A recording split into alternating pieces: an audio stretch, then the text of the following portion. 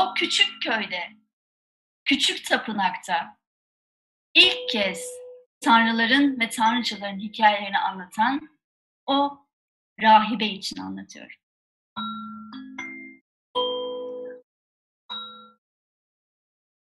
Usulca bir rüzgar estiğinde, bu rüzgar yavaş yavaş yol aldığında ağaçların arasında, kendine dokunacak bir dal bulur. Bu dalın üstünde az önce tüm güzelliğiyle, tüm ihtişamıyla açmış ve ölmeye hazır bir sakura çiçeği bulur.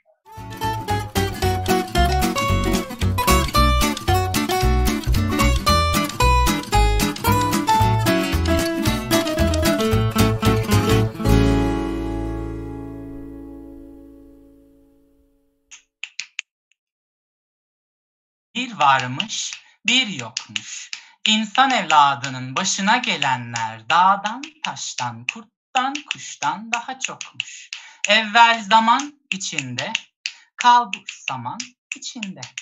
Pireler berber iken, develer tellal iken, ben anamın beşiğini tıngır mıngır sallar iken, ben diyeyim kuzeyde, siz deyin güneyde, ben diyeyim batıda, siz deyin doğuda.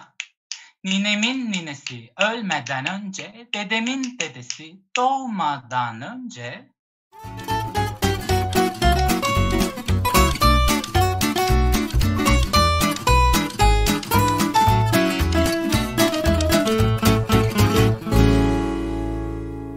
Kıza sordu.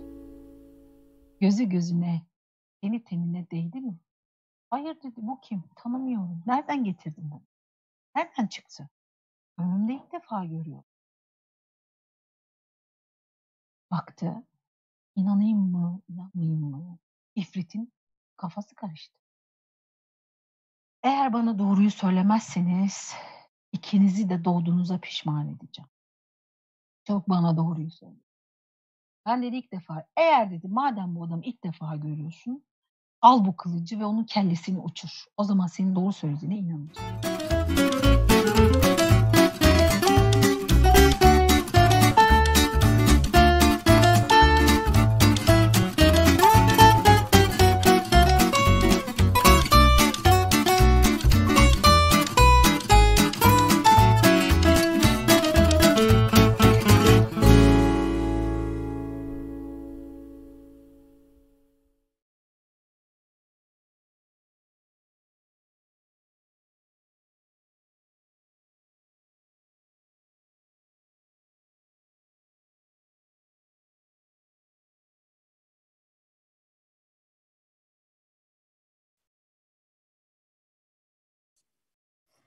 Hi, everyone. I thought I would introduce myself first. My name is Irina, and I've been living in Amsterdam for the last 5 years, but originally I come from Russia. And to be honest, it feels like I've only really truly realized that I'm Russian when I came here. Because, you know, when you stay in your home country among the people who are the same as you, no one really pays attention or cares that you're Russian. But you come here and everyone looks at you as if you're a bit strange, a bit different, maybe even a bit exotic, because there's not so many Russian people around me. So, of course, for many people that I meet, I'm different. And then they start asking me some weird questions or make strange jokes, or they expect me basically to fit in this somewhat narrow image that they have in their heads. And even my colleagues are people who know me very well and know very many different sides of my personality. When they introduce me to someone who doesn't know me yet, one of the first things they say is that I'm Russian. And I know that for some of my compatriots, this is a big deal that annoys them. And I've seen Russian people abroad try to distance themselves from their nationality, from their culture as much as they can. And I've met Russian people who start talking in this fake over-accentualized British accent, or people who stay within a very secluded group of friends who at some point just ran out of jokes about Russia, so it's safe to be with them. Or even people who stay within the circle of other Russians, just not to feel as if they're a stranger. But for me, of course, none of this is an option. My accent, I can't do anything about it. And I keep meeting new people every week, pretty much every day. And what also doesn't quite help for me to distance myself from my culture is that at some point I started telling folktales. And once I started telling folktales, I quickly discovered that it's easier for me to tell stories that I can connect to. And these are either the stories that come from a similar culture, so they can be Russian or a bit broader with other Slavic cultures, or they come from lands with familiar nature. So, you know, even if the story is not Russian, snow is snow. And then I understand and I connect with the story. But once I started telling stories, at some point I noticed that I have this familiar theme that keeps emerging in story after story. And I noticed that mostly I chose stories that tell about women. And a lot of the stories are not happy stories. And I know that now there are some people who say that we have to change these old stories, we have to modernize them to fit how now we look at the world, and we have to change the ending, and we have to change the structure of the story, and we have to change the initial disposition of power, and we have to give these unhappy heroines a happy ending that they deserve, just so that we can relate to these stories more. And to me, it seems a bit radical, but also a bit absurd, because I don't believe that even if heroine ends up with this happily ever after, and she has a successful job and a cool PhD, it doesn't necessarily make the story more relatable. And to be honest, even today, there are so many people who live their lives that are far from this image of empowerment and success and overachievement. And to be honest, I also think that the stories change enough already, just depending on who is telling the story and who is listening to it. And I know that every story I tell can have one meaning for me, but a completely different meaning for a person who is listening to me. But aside from all this, when I tell people that I tell folktales, they normally assume that this is the stories that I heard as a child, and now I'm revitalizing them and bringing them back. But that's not the case.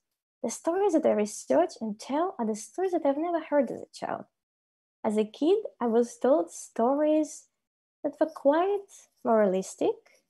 It was stories very obviously shaped to make me behave in a certain way, to make me more obedient, to make me listen to what adults have to say.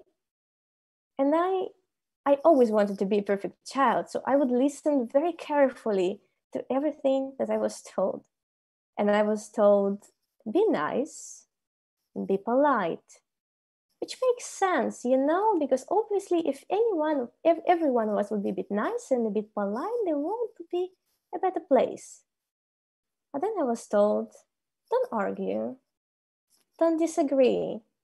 If you're playing with someone, especially with a boy, let them win, because you know very well that the boys can't handle their emotions, and you as a girl, you're a bit more mature, you are more understanding, so you have to know when to step back and to know your place. And I never wanted to disappoint my parents, and I was terrified not even of the punishment, but the idea of punishment, of this image that I will see my parents' faces change into this disappointed look, and that this feeling of me being a failure will linger and linger for years. So I would try my hardest to always follow all these rules and regulations that I could hear and pick up from the world around me. So the story that I want to tell you starts in medieval Kiev. And in the center of Kiev, there's a huge house. And in this house, today, there is a party. And it's a party that is organized by the Tsar. And everyone is there, all his best friends and warriors and advisors, and everyone is drinking and laughing and talking and having fun, so much fun. But it's kind of understood that everything that's being said is only being said to entertain the Tsar. And yet somehow, with every word that he hears, the Tsar grows sadder and sadder. And that's because he realizes that today, for some reason, in every story, in every song, in every little anecdote that he hears, there's one particular theme that keeps going on. And he realized that all these stories, they're about women and about love and about compassion.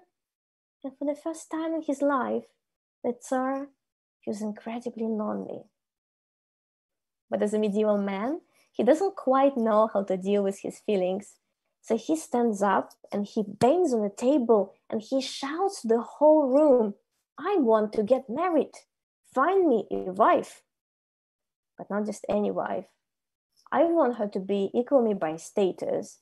I want her to be smart and beautiful and yet timid and obedient. And I want her eyes to shine like the stars and her smile to shine like the moon. And the room around the Tsar goes quiet because no one can quite remember if they know any women that can match the description. Finally, one of the Tsar advisors stands up and he says, "You know, Tsar, the Lithuanian king, he has 2 daughters of the appropriate age, but he doesn't know much more." So then everyone in the room tried to remember every little bit and piece of information about the Lithuanian kingdom that they can, but they don't get far until they realize that right there in the dungeon, they have this guy imprisoned. His name is Dunai. And Dunai used to serve to the Lithuanian king for 9 years. So surely he knows something. The Tsar orders to bring Dunai up. The servants go, and everyone can hear and sense Dunai coming even before he enters the room. Because with every step that he makes, the whole house shakes a little bit. When Dunai enters, the Tsar doesn't ask him about the princesses right away. Maybe it's because the Tsar is feeling a bit guilty because he can't quite remember why did he imprison this guy in the first place. Or maybe it's because the Tsar is not stupid and he knows that if you want to get an honest answer out of someone, you first need to get them drunk. So he orders to bring Dunai a drink. The servants rush to the kitchen and they find the biggest bucket that they can find and they fill it with alcohol to the rim. And it's so big and so heavy that it takes 3 people to lift it up and bring it to Dunai. And Dunai, he picks it up with one hand and he pours it down his throat in one go. And then he asks for more and for more. And finally, he starts talking. And he says, yes, the Lithuanian king has 2 daughters. The older one, Nastasia, she is smart and beautiful, but she's also fierce. And she is not afraid to speak her mind. And she is also a warrior, just like I am. So I don't think she will want to marry you, Tsar. The younger sister, however, Apraxia, she is a bit more shy, a bit more timid, a bit more obedient. So that should be a better match.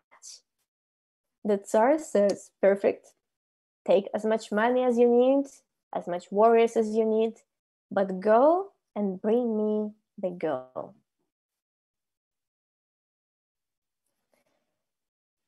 So when I was in primary school, I had to stay in school for the whole day quite a lot because my parents worked the whole day and they couldn't pick me up. And I wasn't particularly a fan of this arrangement, but of course I wouldn't say anything about it. And of course it wasn't that special. There was a bunch of kids just like me. There was a whole bunch of activities and the whole schedule planned out for all of us.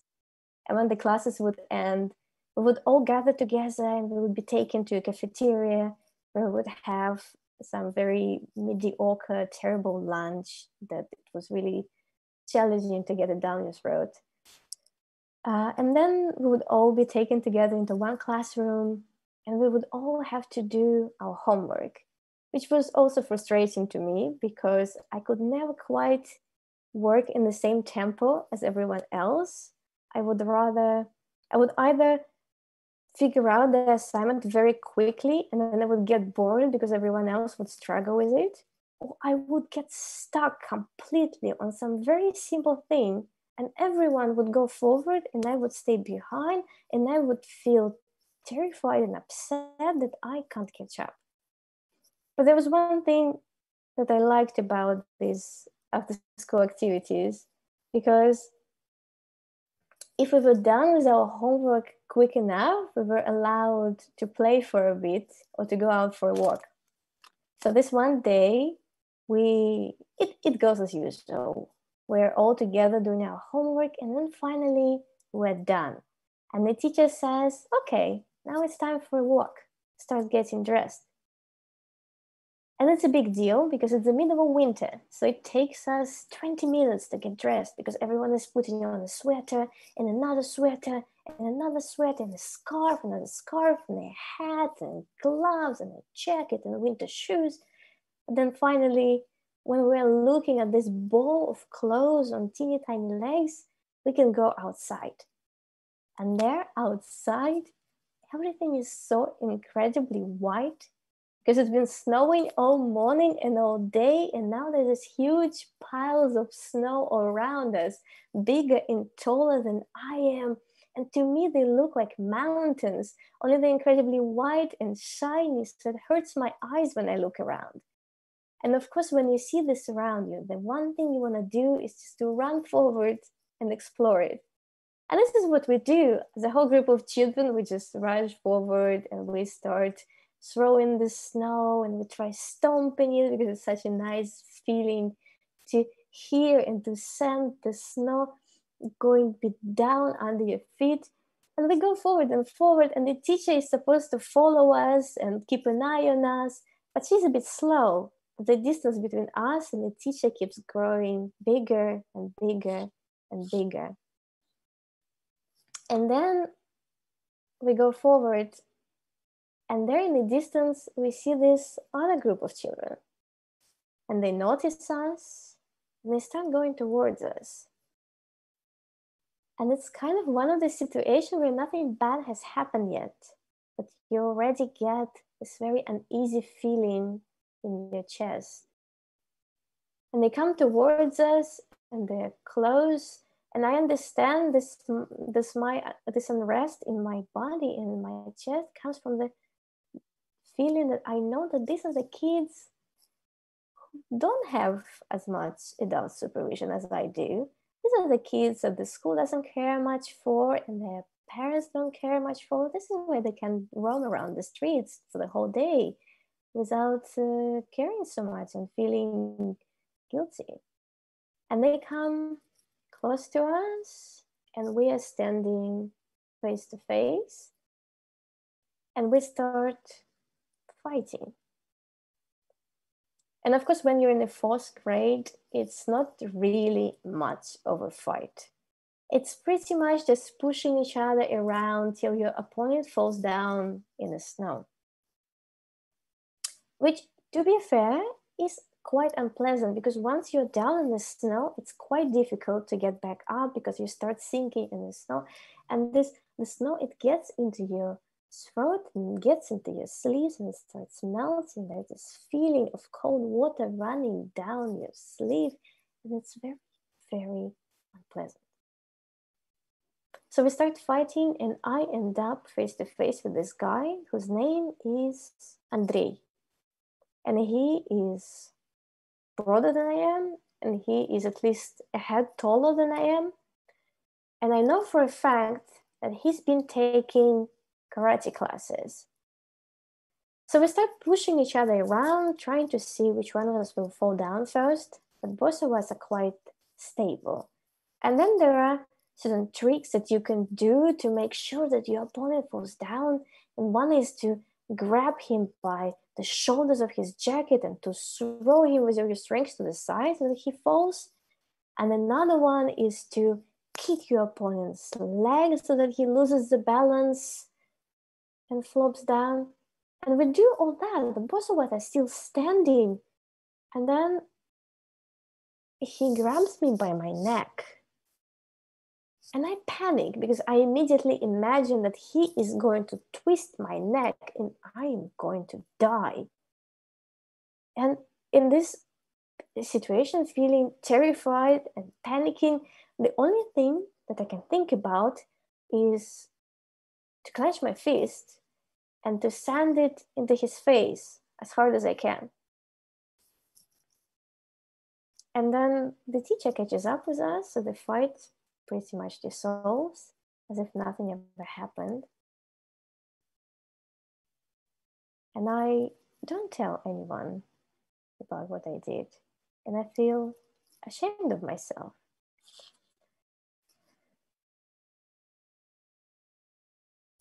So Dunai arrives to the Lithuanian kingdom.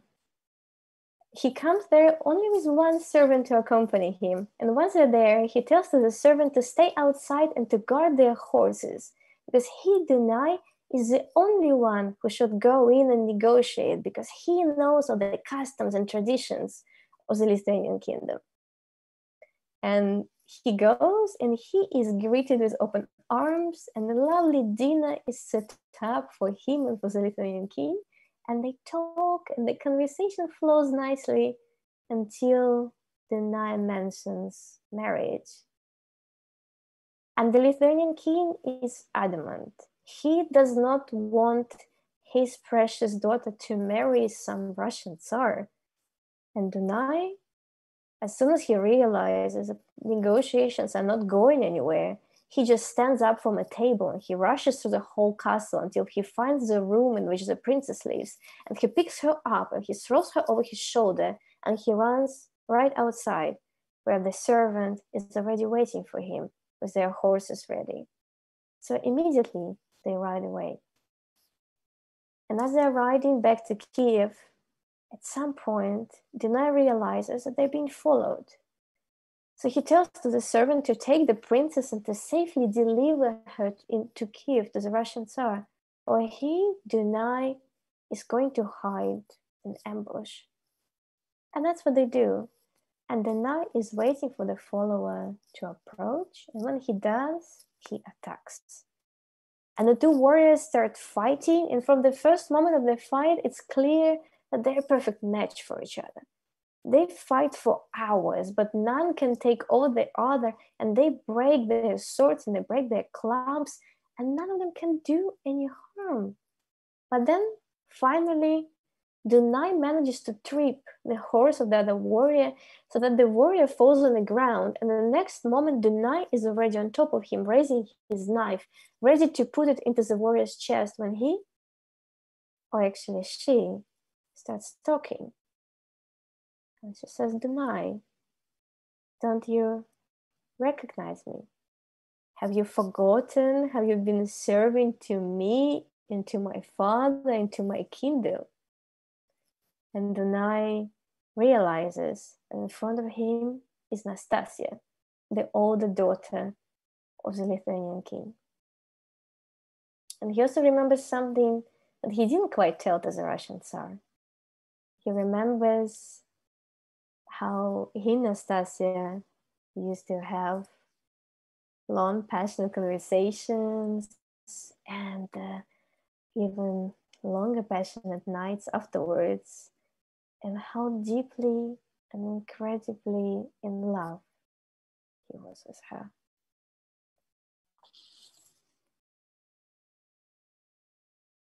So that day, my dad picks me up from school, and I don't tell him anything. And we go home and we wait for my mother to come home, and then we all have dinner together. And it's a dinner like we have every day. It's this warm, it's not as fancy, nothing special, this warm, thick soup that we have as a family, and we eat it with a bunch of dark bread, and I feel so warm and safe and so secure being at home. And then the phone rings, and my mother goes to pick up the phone, and from the bits and pieces of the conversation, I can kind of grasp that it's about me, and it's about what happened at school today. And I start to panic. And then eventually my mom puts the phone down and she calls me up to come to her. And she says, well, that was the mother of Andrei. And she says that you have beaten up her son and that he now has a bruise on his face. And I feel so ashamed of myself. I can't even look at my mom, and I start coming up with all these excuses and explanations. And I say, you know, but I was wearing gloves and they're so soft, and look how, like, it wouldn't leave a trace on his face. That's just not possible. And my mom, she doesn't listen to any of my explanations. She says, yeah, so I told her that if that's what happened, then probably he was picking up on you and you had to defend yourself. And that's it. I don't get punished. I don't get judged. My mother doesn't say anything else. And we never really get back to this conversation. But afterwards, I think to myself, yeah, maybe it's okay what I did. Maybe it's okay to stand up for myself. And the next day I go to school, and when I see my girlfriends, I tell them about what happened. And I feel a little bit proud of myself.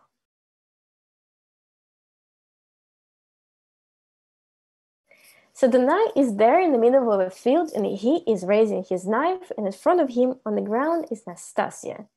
So now, of course, once he knows that this is the woman that he loves, he can't kill her, right?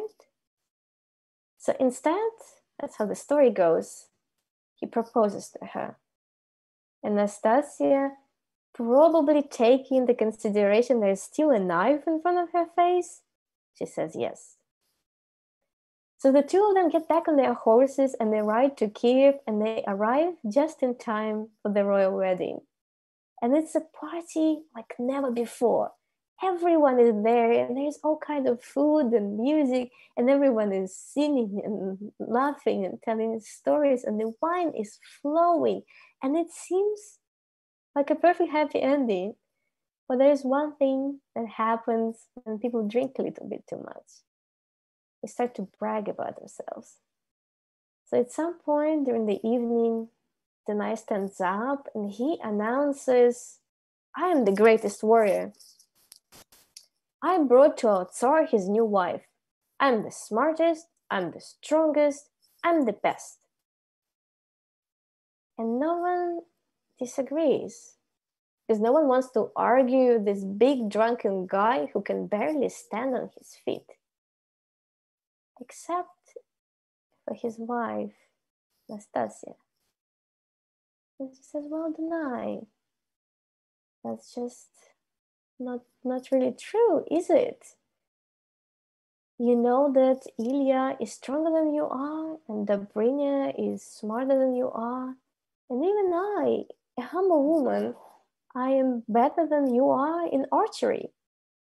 And everyone at the table starts laughing at Dunai. And he, of course, can't take this. He says, we'll have a competition. We'll see who is better. Fine, says Nastasia. Here's what we're going to do. I'm going to take one of my rings and I'm going to put it on your head. And I'm going to shoot an arrow, and my arrow is going to go right through that ring without even touching your hair. And that's what she does. Again and again and again. Fine, says the knight. This looks easy enough. I can do the same. So he takes the ring and he puts it on Nastasia's head. And he picks up the arrows and he aims. And he lets the arrow go. And the arrow flies and it goes way above Nastasia's head. It goes so far away, no one can say where it landed. So then Denai aims for the second time. And this time he lets the arrow go and it flies and it just drops on the ground without even reaching Nastasia's feet. So then Denai aims for the third time. And this time, not quite realizing it, but being so full of anger and irritation, he doesn't quite aim for the ring on her head anymore. He's actually aiming for her chest. And that is the arrow that reaches its target. In the next moment, Nastasia's face goes white. She falls on the ground. And Denai, as soon as he realizes what he has done, that he has just killed the only woman that he ever loved, the only woman that he has ever considered to be equal for himself, he can't quite live with that. So he takes his knife and he stabs it in his chest. And where his blood was flooding, there is now a river lies. In English, it's called Danube. In Russian, it's called Dunai. Thank you.